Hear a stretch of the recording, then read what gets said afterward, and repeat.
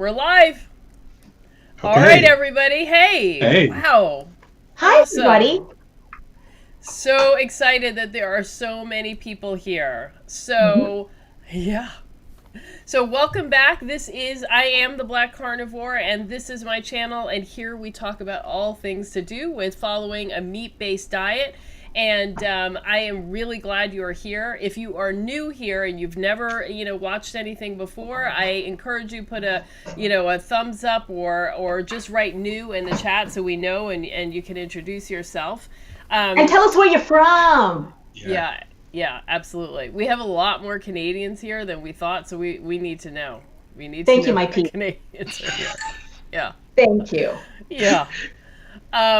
But the most important thing I also wanted to, mention is that so tonight we are talking about carnivore vice. And, there are a lot of questions about various kinds of mood altering substances. And we wanted to take some time to actually talk through those things. Not everybody does. And, regardless of the morality of the issue, people are doing it. And so we need to kind of address it.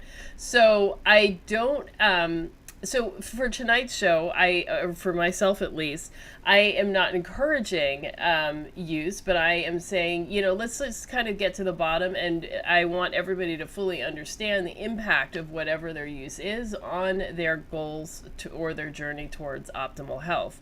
I do think that optimal health does not include a whole lot of substance use, but there's a lot of things going on in life and a lot of things that people deal with. And so, the reality is that may not work for everybody. So let's just, talk through it and talk about it. And, hopefully you will have some really great information with which to, make decisions about what you're going to do. So before we get started, I want to say hi, everybody. We have a lot of people watching, so please hit the like button, subscribe, and hit the little bell icon so you can get notification every time we go live, because I don't always tell people. So I have an observation. Yeah. Last week you told me to bring it. I brought it a day. I brought the yellow top with and look at you. I brought it You're too. in a t-shirt. T-shirt. First of all, I've got fuchsia makeup on. You see this? Shots fired. Wow. It is a very nice t-shirt with lots of insets that are see-through. Oh my god. I don't know what to say. I feel a little betrayed. I put effort in. I mean, I didn't do the colorful eye makeup. I didn't do the lipstick. I mean, that's part of bringing it. Mm-hmm. So I'm going to go ahead and play the diplomat and say that I think the two of you brought it in different ways. Oh. Thank you, Ariane. I think one brought it on her face and one is wearing a lovely dress. Thank you, Ariane. Okay, so I hit something like listening to a whole other soundtrack. Okay. I was wondering what happened to you. I didn't know if it was the phone ringing that distracted you. Okay. Yeah. And also the dog has decided this is a good time to play with the squeaky toy. Yeah. All right. So, yeah. All right, everybody. So please hit the like button. And let me just run through the chat real quick. Hey, Mia is here. Awesome. And Seabliss and Renee Willis and April. April looks new. Heather and Cynthia. Wow, look at all these people. And Black Passport Fit. Awesome. I'm so glad you're here. And we got to catch up. Miss Tay D and Studsy Nubian and... wow, a lot of people here. Levita Star, it's great to see you. And Carnivore Mystic, awesome. So glad you made it. Vinette Johnson, yes, first full day of Carnivore, Vinette. That is so amazing. Congratulations. And please, awesome. in the... That is... And, write in the chat how you're doing, what you're feeling, and what you ate today. We'd love to hear. Let's see. Wow. Levita says, I just saw the McDonald's delivery scooter ride by. Who's ordering McDonald's at 8 a.m.? I don't know. Levita is 8 a.m. because she's practically or is she actually on the other side of the world? I think she is. I think she's actually on the other side of the world. Yeah. It's tomorrow where she is. She's in the future. Yeah. Studsy Nubian says, I substituted, I guess, must be cream with my coffee creamer and some sugar. Just being honest, right now, one or the other is going to get gulped. Not sure what that's in reference to. Okay. I'm confused. Oh, Studsy. Yeah. Vanette says she's going to do 30 days. Okay. Everything else has failed, and after watching a couple of video chats, she has some guidance. Nothing but meat, coffee, and salt water. Pray for me. Yeah. You got our prayers. You can do it. Yeah. Absolutely. You don't need prayers. Yeah. You can do this. And see, Asada is from Toronto, Canada. So awesome. Welcome. Asada. Hey. Guess where I am?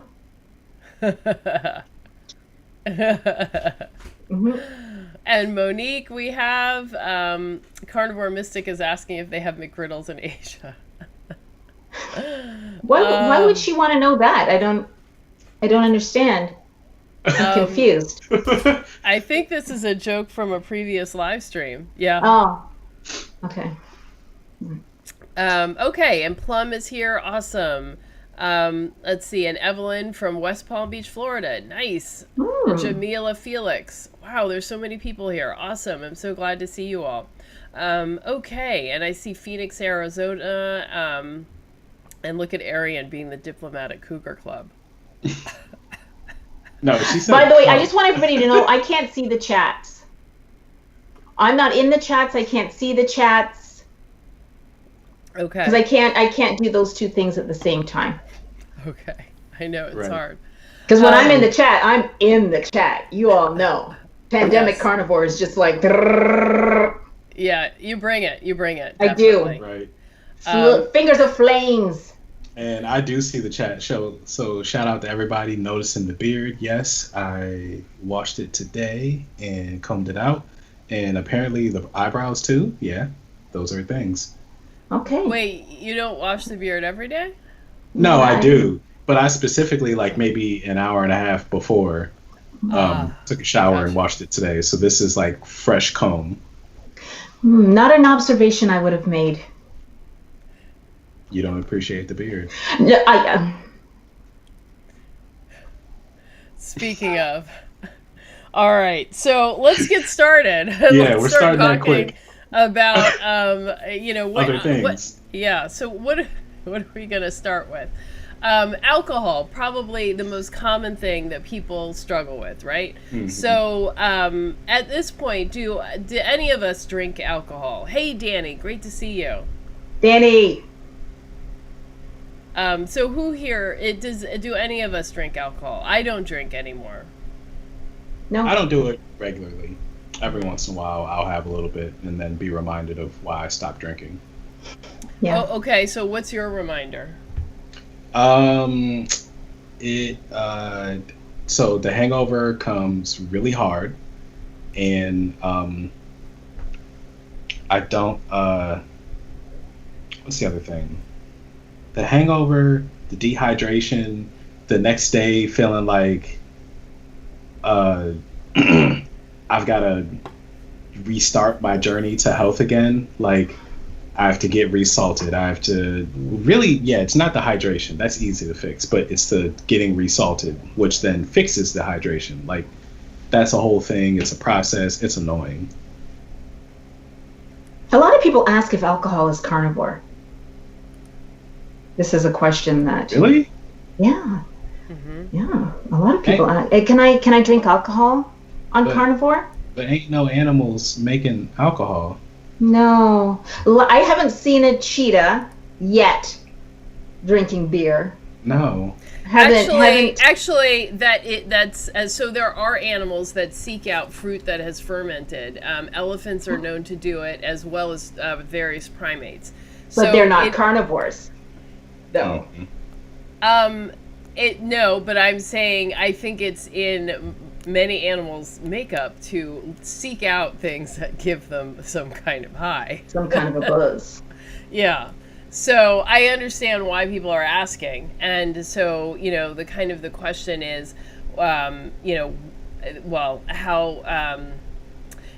does it, what are your goals and how does it fit within your goals, right? So, I decided for myself that I really like feeling good. And alcohol makes me feel so bad, and not just a little bit bad, but my hangovers have been epic on Carnivore, and you're right, the hydration is an issue. Also, sleep is an issue. Yes, My sleep is like massively disrupted, and I know a lot of people think, oh well, alcohol helps me get to sleep, and it does help you get to sleep, but it contributes to the early morning. It can help you pass out, rather. That's which is different than sleeping. Right. Let's tell the truth. Yeah. But it also causes early morning wakefulness because it drives your blood sugar, and when your blood sugar sort of hits that, I think when your blood sugar drops and hits that low trough, that's what wakes you up. And then how you wake up at like 4 or 5 in the morning and you feel awful, but you can't get back to sleep, and that's what's happening. So, you get really poor sleep, and you're also dehydrated, and that can really make you feel very bad. Go ahead, Aaron. Yeah. I will also say, so for me, it wasn't waking up, but the sleep was still just as bad. I would wake up way later and feel like I had only slept for like 2 hours. Yeah. Like alcohol, the only time I could sleep any sort of decent after drinking would be if I had drank early enough that all the alcohol was out my body by the time I went to sleep. Yeah. But otherwise, like, I feel like I don't get to a deep enough sleep, so then the sleep isn't restful. Mm-hmm. I don't really remember the sleep part. I still have disrupted sleep, so I'm not a good sleeper despite being carnivore. I know a lot of people say their sleep improves. Mine has not. I wake up all the time. Yeah, I wake up all the time throughout the night. But with alcohol, my issue specifically is wine. Wine, I love wine. There will never be a day where I'll be like, ew, like I do with other things, right? There are, cookies, cake, ew, I can't, ew. Wine, I will forever have a place in my heart. And there's a cultural aspect to drinking wine. I knew my wines. I had an app with my wines. I had my wines listed out as to which bottle I was going to try next. So I went through the whites, I went through the reds. People knew what to buy me as my birthday gift. It was a bottle of wine. I still have wine on my that I rotate every 6 months, even though I know I'm not going to drink it. So going out with this. What's the 6 months? 6 months. Every 6 months, you have to rotate your bottle of wine so that it doesn't settle. And you all talk to me about my fine cheeses, but what about the sommelier here?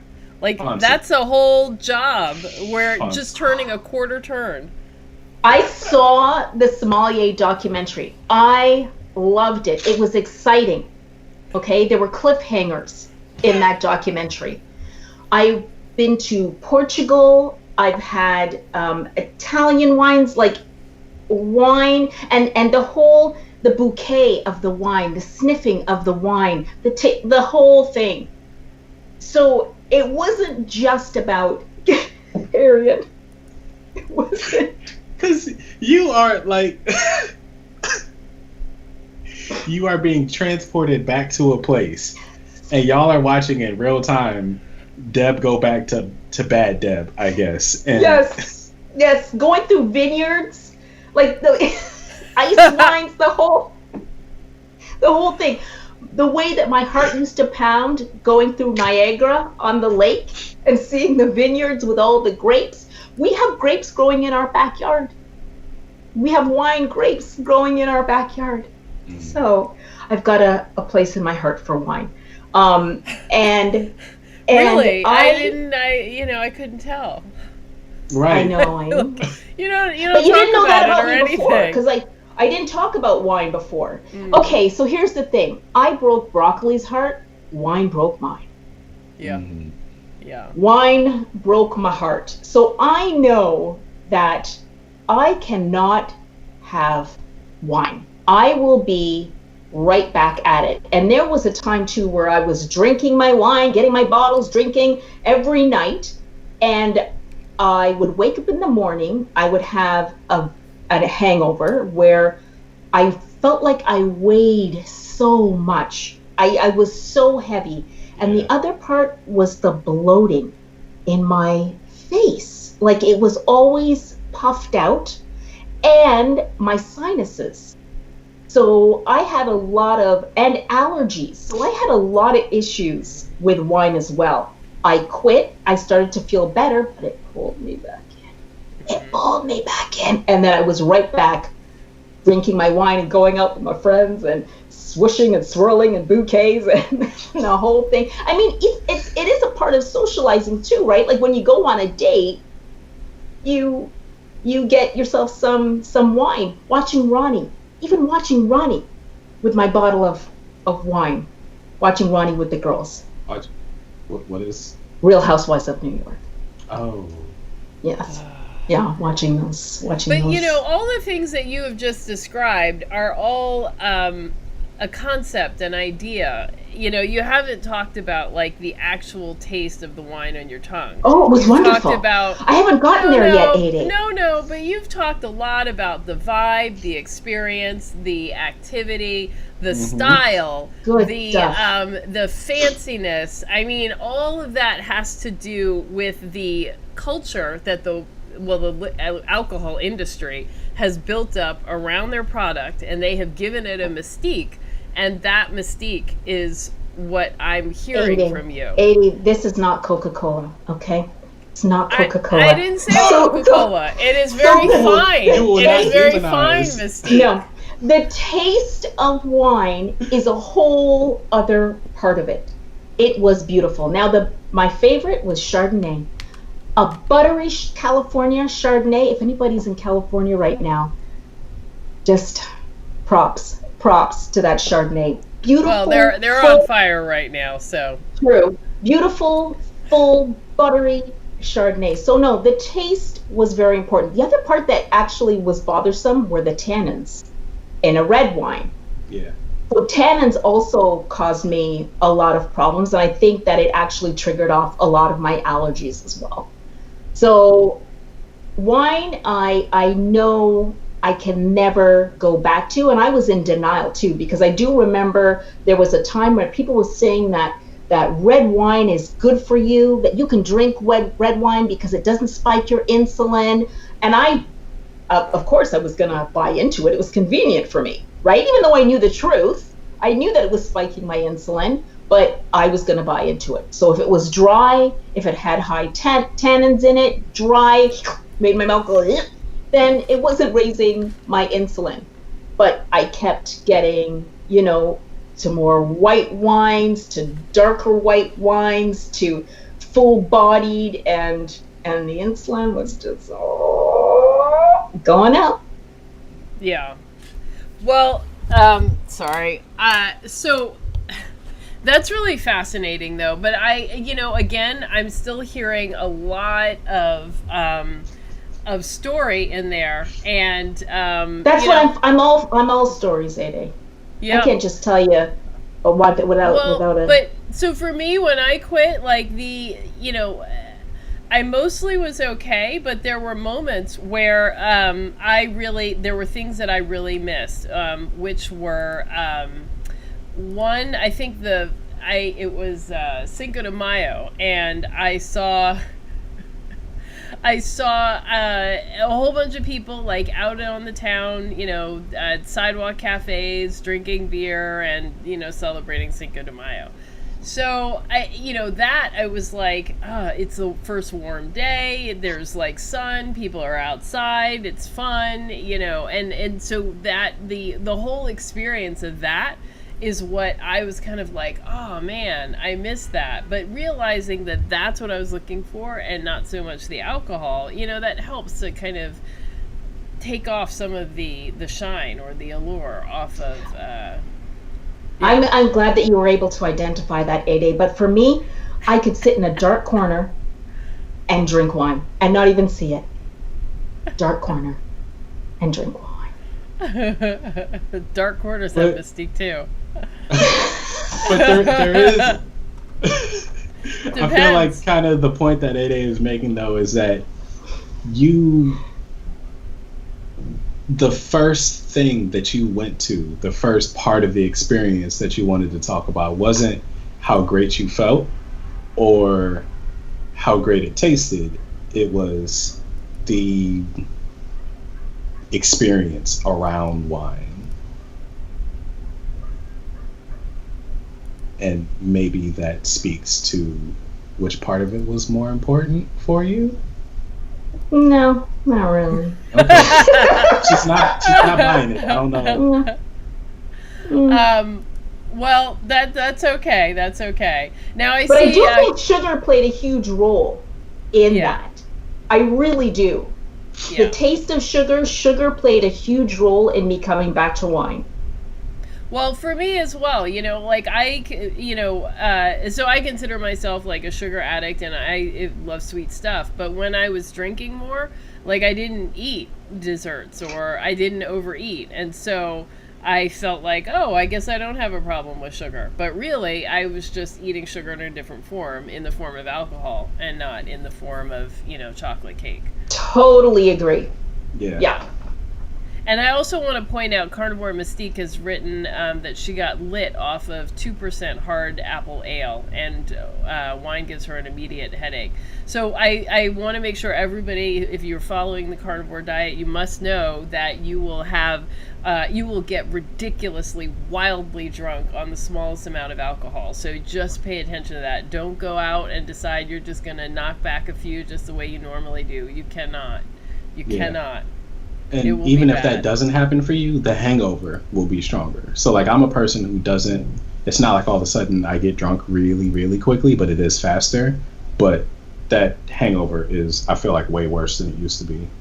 It feels like I'm back in college just starting to drink again. Yeah. Spins and all that. Yeah. So the other part about alcohol that isn't talked about enough is alcoholic fatty liver disease. Like people forget that that's a thing. So people are going, oh, well, I'm low carb, so as long as I drink these things, then I'll be okay. Like I'll drink straight liquor or really dry wine, so it's low sugar. Okay, great. It's low sugar. There's not much sugar. That's because the sugar has been converted to alcohol. It's still processed in your body basically the same way that fructose is processed. So you're still going to get fat on your liver and the insulin resistance that comes with that. So it's not good. Like maybe it's a little less bad, but it's not like, oh, I can excuse this thing now because it doesn't have sugar in it. And I think you're going to ramp it up. Like you will move toward needing more sugar. And then going to, just like me, and going to alcohol that has more and more sugar in it. Mm-hmm. Yeah. Well, for me, I went the opposite, but I wonder if it would have went that way eventually. Like I was going to drier wines towards the end of my drinking. But well, maybe it doesn't if matter if it tastes sweet. I mean, I think that's an important distinction to make. It doesn't matter if it tastes sweet to you. The way alcohol operates in your body is as if it's a sugar. So even if you are getting a dry wine and it doesn't taste that sweet, it still is sweet. I mean, it's still acting like sugar. So you might think that you're a person that doesn't really like sweet taste, but that's not, but it doesn't mean that you're not having all the impacts that you are getting as if you were eating a chocolate cake. Right. I used to date a guy who, before he went to bed every night, had a glass of port. I don't know if people are familiar with port. It's really but strong. it's really sweet. And then he's tried to get me in this habit. Oh, no. And not just sweet, but if he's doing that before bed, that's also probably making it easier for him to go to bed. Like maybe he has a hard time sleeping. Could be. But port is, and I've been to Porto. I've had some really good port. Yo, Deb has flexed on us at least like 3-4 times already in this. What does that mean? Flexed on you? It's like bragging, but do it in a way that's just like, well, I've been to port. Like, but no, you've been flexing. Yes, that time I went to South Africa and I had that. No. Flex number 5. No. Well, here's one story. So I was in Portugal, and that is where so wonderful, Portugal. There's a specific kind of wine that Vinho Verde is a specific kind of wine that is, I guess, from Portugal. And we were out all day on the beach and like doing stuff, and I was just hot and tired. You know how you get after a long day at the beach, hot and tired and thirsty. And we found a local, restaurant, and we were sandy, and found a local restaurant. We sat down, we ordered Vinho Verde, and I swear to God, it was the best thing I have ever drunk. And so for years after, I would go looking for Vinho Verde, and I would always like buy different bottles, and I never could get one that tasted like that particular glass. It's quite crisp.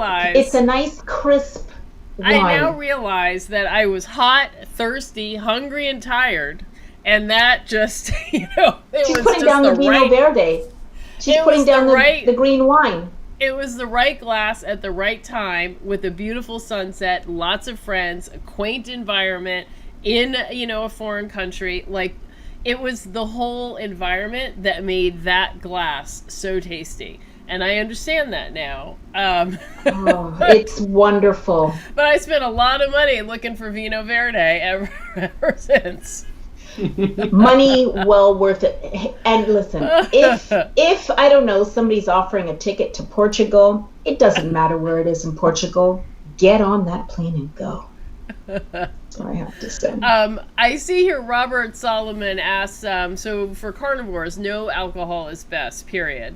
So for all humans, we're not saying carnivores, all humans, like alcohol is a toxin. It is, so we're not arguing this is not a health product. So, the question is like how much of it you can handle. It's up to you to decide based off your goals, like, how you want to feel and whether that matches up with your goals. But, I support if somebody is interested in having less alcohol, I support that. That is a good move. I need to hear what's on Deb's mind. I was just thinking it is a toxin. Well, honestly, you get loopy because it is a toxin. Yeah. You are consuming toxic substances. Yeah. Like, granted, kind of everything can be a poison after a certain extent. So yeah, there's a such thing. Like, I don't feel like just saying, oh, there's a such thing as alcohol poisoning. That's the reason why you shouldn't drink it. Like, okay, but there's water poisoning as well. But alcohol in very small doses screws with your body, screws with your mind. We've talked about those. Like, yeah, it's poison. And just because your body can handle that poison to some extent does not mean that it's okay. Yeah. Okay, so we I hope that you got some insight about alcohol. I see the Broken Prophet says, I gave up cheese, A-Day, let me have some joy. I would much rather the cheese. Of those two, yeah, like stick with the cheese and drop the alcohol. Like if those are your only two vices, definitely do that. Yeah, so Danny says, I can't lie and say I will never ever drink again, but I definitely won't be often because the crash is too hard for me. Danny, our inspiration. Yeah. Siebla says, meanwhile, I'm like, I've been to Nigeria and had some palm wine. Palm wine can be tasty too. Oh, I've never had this. I don't. I guess I won't have Yeah. it now, but I've never Yeah. had palm wine. And Carnivore Mystic says we should do a Black Carnivore travel group like Travel Noir. Oh, I am all over down. I am all over that. Yes. Yes. Yes. When we can travel. When it's time, because I'm not leaving Yes. Canada. Yeah, it's I'm gonna not be a leaving. while. Yeah. And April EK says we drink Vino Verde during the summer. Yeah. So. Oh, it's so good, isn't it? Oh. Yeah. So, a little further down. Well, first, Seabliss is Deb is melodramatic. All she needs is a southern accent. But can we? I like that. That's true. Should we talk for a second about the? I feel like there's a lot of myths around alcohol. Like somebody Lay it on us, Arian. Well, this whole thing about make sure you drink like after eating or with food, or you need carbs to soak up the alcohol. Like, I feel like these are basically old wives' tales. I heard about that milk one. Drink milk or something. Well, so some things will slow alcohol going through your body. One winter Christmas party, I made hot buttered rum, and I didn't really know what I was doing, so it was very, very buttery, and but everybody, tasted really good. Sounds really good. People were pounding shots, and I feel like I had like probably 8 or 9 shots that night, and I did not get drunk, and nobody got drunk, but it was because we were drinking so much fat with it. It just it was not affecting us. It was very weird. So that's how that milk thing comes into play, is because of the fat. The milk, that is not nearly enough fat to solve the alcohol problem. The milk thing would have been a disaster and a mess. But I did notice that was the only time I've ever had that experience where I could drink that much alcohol and just like nothing happened. But it was, but I still don't recommend that, and I'm not sure that would really work. But I think, Arian, you're right. There are a lot of myths about what goes on with alcohol. And, something that really helped me, there were 2 books that I read that were really helpful. One was called Alcohol Explained, and it really just kind of goes through all of the research that exists about alcohol and what it does with your body, and kind of goes through the myths that we have about what alcohol is and how it affects our body, and versus what research exists today, and explains it like that. And so that really helped me to understand like what's actually happening in the body, and is there any way that you can have it and it's not harmful? And there just isn't. All of the research shows so many ways that it is harmful to your body, and there's just not a way to get around that. So if your goal is optimal health, alcohol is just not part of that path. If your goal is to feel, pretty good, then you can like fit it in and slip it in here and there, but you kind of have to decide. And then the other book I want to say is This Naked Mind, which does focus on like the mystique and the ideas that we put around alcohol, and helps to break those down so that you don't, you're not sort of under this, so you don't have to feel like you're under a spell of what you think alcohol should be versus what it is, and how it is operating in your body. I don't know if that makes any sense. But when you said that, I just pictured the spinning eyeballs. Yeah. That's how it was with wine. Yeah. I think I understand. Like the black and white with the circle spinning. And yeah. What does that have to do with the naked mind, though? The hypnotized. Oh. Mesmerized. I was talking about a spell. Breaking the spell. That was. Okay, got you. Yeah. Yeah. I don't know why I brought it up. I just think that like there are some strategies, I guess, to like feeling the effects of alcohol less. If you're trying to do that, I don't really know why you're drinking though. Like, that doesn't make sense to me. but there's some science to some of that stuff. So it does make sense that like if you are like you can only process so much alcohol at a time. So if you're trying to keep yourself from being too drunk, then you can't drink too fast. Okay, that makes sense. But if you're trying to blunt the effects of alcohol completely, why are you drinking? And if you're trying to avoid a hangover, there are some things you can do. Like I've seen people talk about like, oh, take a salt tablet the night before, or like right before you go to sleep, or take some Tylenol as you go to sleep. You drink water. That's the one I heard. Drink a lot of water before you go to bed. That does not work for me at all. It never worked. Yeah. The water wasn't the problem. All drinking a bunch of water was going to do was going to make me pee more. So then I'll be even more, I guess, desalted the next day. Yeah, nothing like that ever worked for me. And after a while, like when you really start to feel good on the carnivore diet, how bad you feel with alcohol is noticeable. When you're feeling bad and you're not, in good health, like, you're feeling here, and then you drink and you feel in here, but there's not a lot of difference between these two places. But when you're feeling all the way up at the ceiling that good, it's a long way down to where alcohol brings you. Yeah. Mm-hmm. Yeah.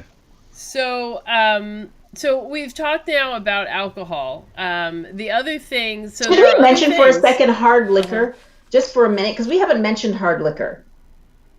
Oh, I did. We talked a bit about. Oh, I didn't hear that, Erin. We talked a bit about wine. We talked a bit about. They've been talking about hard liquor. Oh, see, I can't see the chats. Yeah.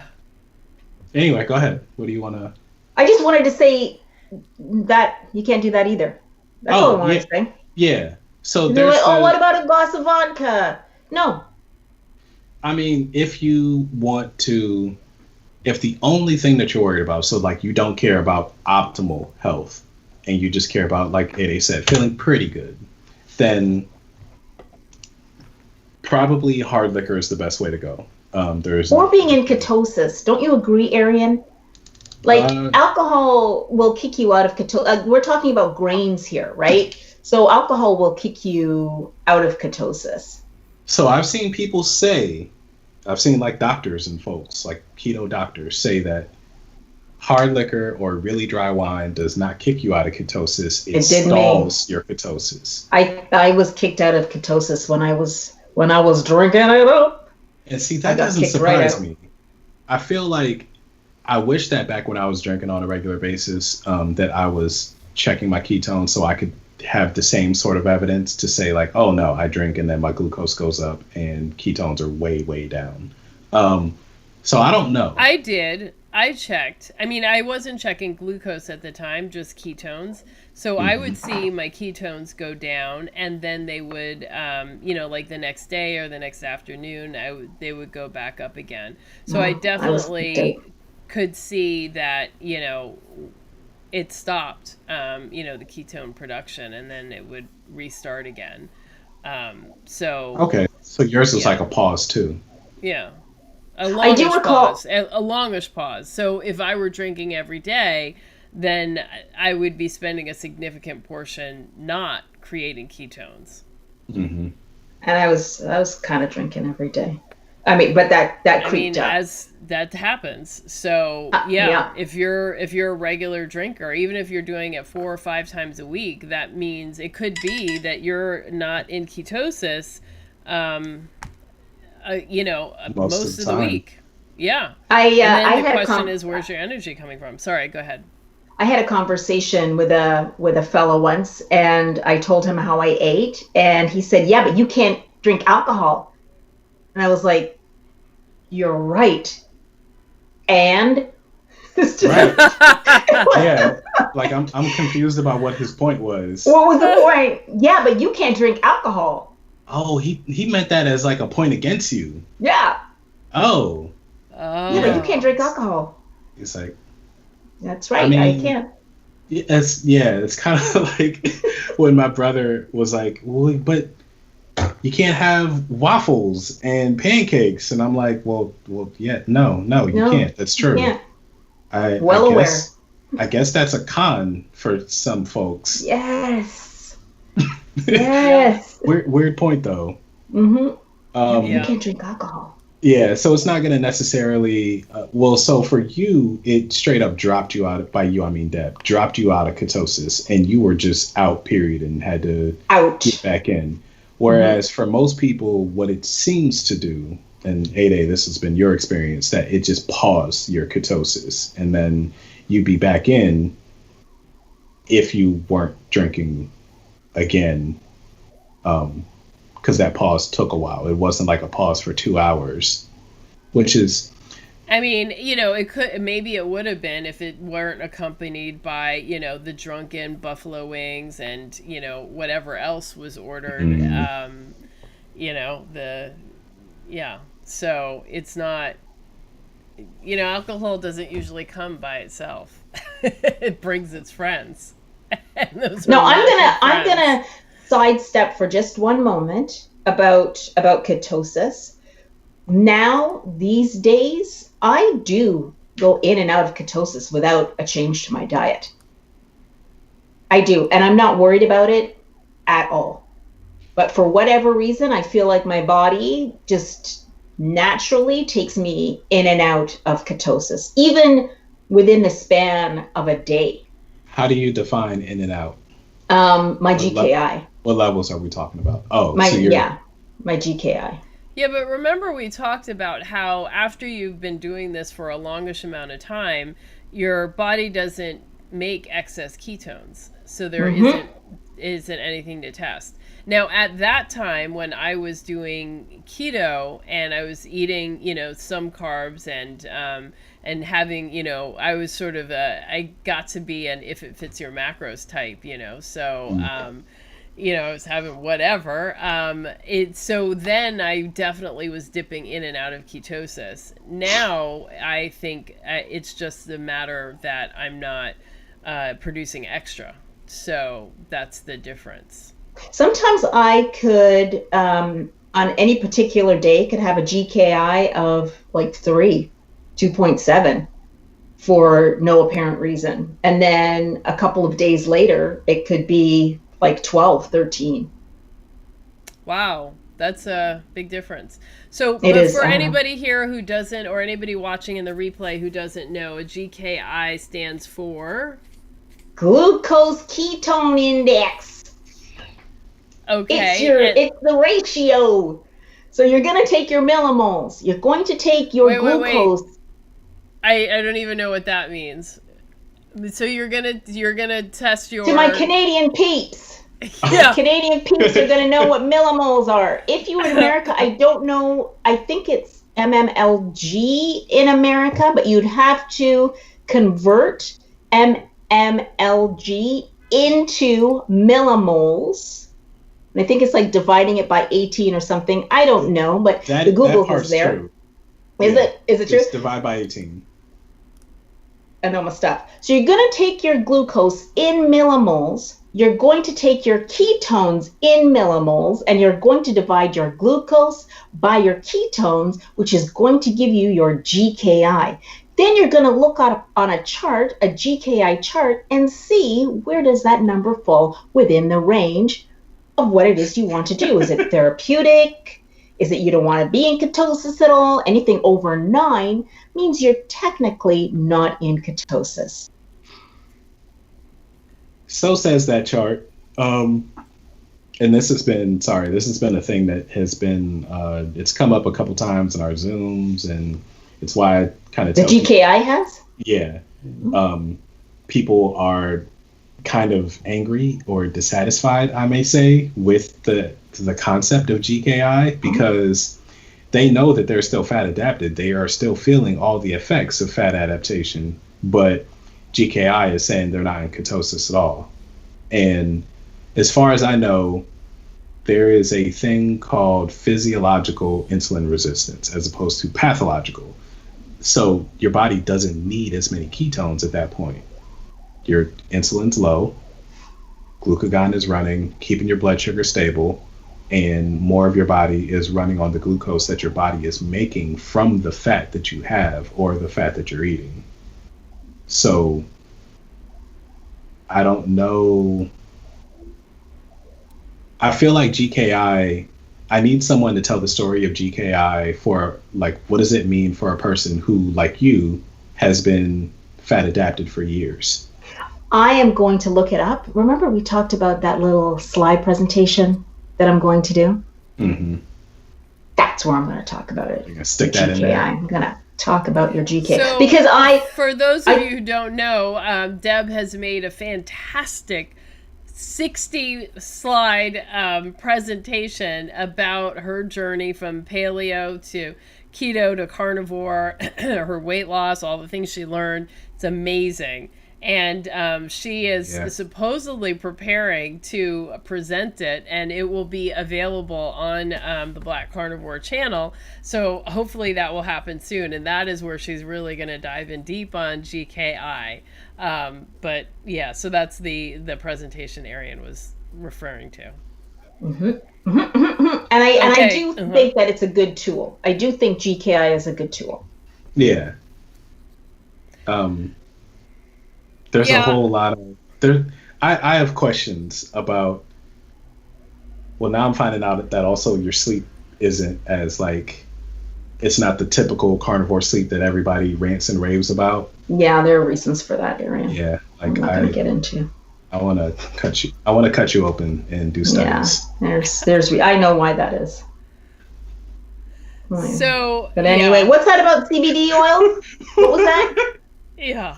All right, well, let's move on to the next one. So alcohol is a big one, and we have spent quite a lot of time talking about it, but let's talk about the next one. So nicotine is another one that people are really into. So, you know, we have been bludgeoned over the head with this information about cigarettes really being really bad for you. You know, when I was a kid, it was, you know, everybody smoked. And then, you know, over the years, there has been so much pressure for people to quit smoking. Cigarettes now, I'm not sure how much they cost, but, you know, I think it's close to $15 a pack. Yeah, I don't know anymore. Yeah. Thank goodness. So, you know, so cigarettes are really a challenge, but there are people that are still vaping and still smoking cigarettes. So, you know, again, not a health product. If you are looking for optimal health, do not smoke. It is not helpful. Remember, the three of us smoked. Yeah, which I'm still like, what? The three of us smoked. I mean, everybody smoked. And in my age group, like, that was a thing. Everybody did it in high school. And, you know, some people quit and left it in high school, but most people kept on with it. So, I started smoking when I was 21, A-Day. Oh, I was 21. 13. People don't start smoking when they're 21. I was 21, but apparently it's easier to quit when you start smoking after the age of 21. Yeah, I'd heard that. Uh-huh. It's not true. I started when I was 18. Were you 18, Arian? Yeah, college. College. Those were some rough years. Yeah, I didn't become a bad kid until college. I was good up until Me too. It's college. Yeah. Well, you know, my parents smoked, everybody smoked, so it was just kind of like, you know, my mom wasn't happy about it, but she was still smoking, so it was like, Arian, did your parents smoke? My dad used to smoke. I don't believe that my mom ever did. My dad used to smoke. He stopped before I was born, though. Oh, neither of my parents smoked. So I used to sneak cigarettes all the time. I used to, I got to go walk my dog. And I'd go walk and smoke. Yeah, walking and smoking. And I'd come back and think that nobody could smell the cigarette smoke coming off of me. Yeah. One time I hid. I used to smoke out of my window. So I hid my cigarettes in my bed frame. Years later, I came back home for a visit, went into my room, and there were the cigarettes sitting on the bed. Guess who found them? She was like, I know about your cigarettes. I forgot them in the bed frame. Mom found them. Mom found the cigarettes. I was like, dang. I'd quit smoking by then. Yeah. And so Broken Prophet said, smoked in college too, Newports and Black and Milds. If that's not the blackest thing that I've heard, Black and like Milds. I had never at heard least of in a few that. days. Mm-hmm. Yeah, so I never smoked Yeah. cigarettes. I never got cigarettes were always disgusting to me. I Wait, you smoked Black and said Milds. What is Black and what Mild are then? Black and Milds? Neither of y'all know what Black and Milds are? Arian, what's I mean, Black and Mild? I've seen them at the bodega, but I never actually smoked them myself. We don't have bodegas here. Arian, Y'all what's got corner Black and stores or Mild? something. We do have corner 7-Elevens. stores. Yes, we do. What is Yeah, it's a cigarello. So it's I think it's cigar tobacco. Maybe not. I could be wrong there, but No, I thought that was the same thing as cigarette.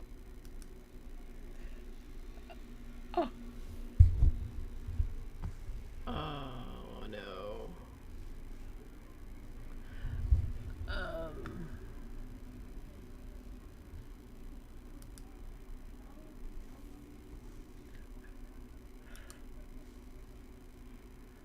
All right. I don't know what happened. Skype just dropped. So I'm going to try and call back my compadres here. So sorry about that. We were having such a delightful conversation. So hold on, everybody. Hold on. Where is everyone? Let's see.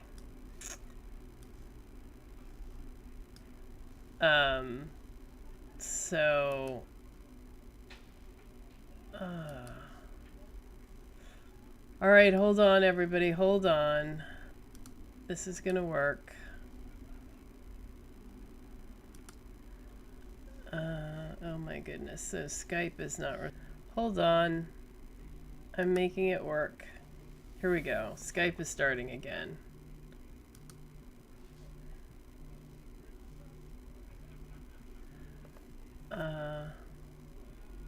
Yeah, I guess this was my fault. Skype just pooped out on me. So, oh boy, now I gotta log in again. Hold on, everybody.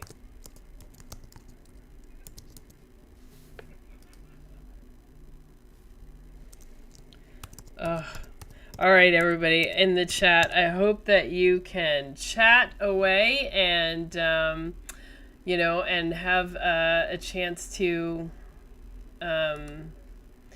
talk here. And let's see.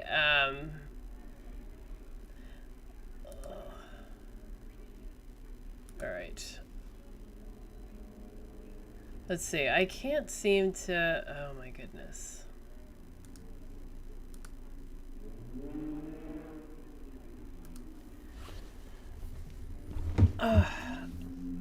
Okay. All right, everybody, just hold on. I'm sorry about it. I am getting a Skype up again, and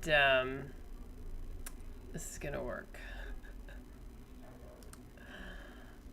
Okay, everybody. Let's see.